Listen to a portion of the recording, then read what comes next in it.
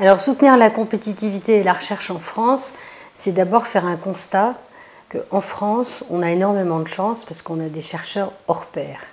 Et la qualité de la recherche, c'est quelque chose qui est extrêmement favorable en France et qui est peut-être une spécificité par rapport au reste du monde. Pourquoi? Parce que les chercheurs sont extrêmement bien formés. Nous avons dans à peu près tous les domaines thérapeutiques, que ce soit le cancer, les maladies cardiovasculaires, les maladies rares, les neurosciences, et j'en oublie bien sûr, une qualité de recherche qui s'appuie sur deux spécificités, que sont la recherche hospitalo-universitaire.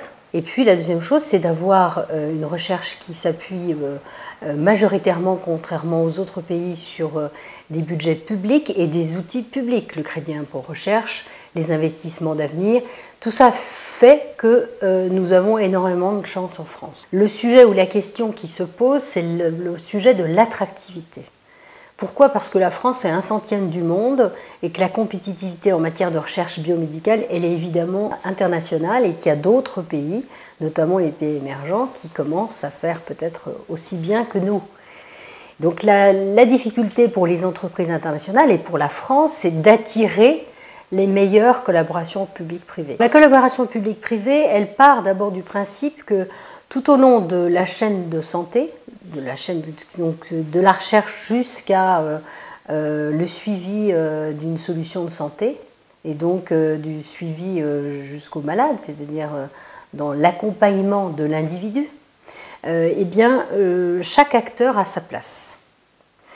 Et l'enjeu, c'est justement de faire en sorte de regarder ensemble autour d'une table comment quelle valeur ajoutée peuvent apporter les uns avec les autres sans mettre aucun de ces acteurs de côté. Ça, c'est un principe qui est de la co-construction au profit du patient.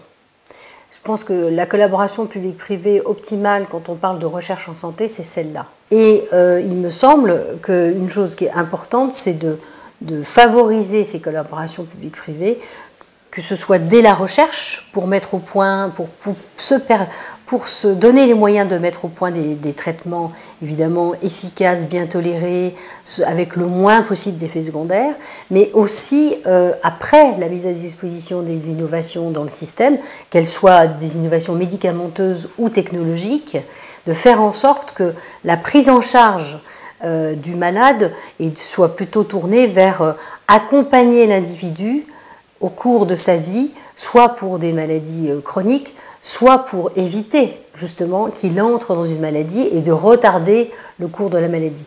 Les membres qui sont adhérents à l'association essaient de discuter, d'échanger avec les pouvoirs publics pour voir comment il est possible de prévoir quelles sont les innovations de toutes sortes d'ailleurs, qu'elles soient technologiques, médicamenteuses ou bien encore organisationnelles, pour ensuite anticiper les conséquences que ça pourra avoir sur le système de santé et donc prévoir avec les pouvoirs publics ce qu'il convient de changer à 2 ans, à 5 ans ou à 10 ans.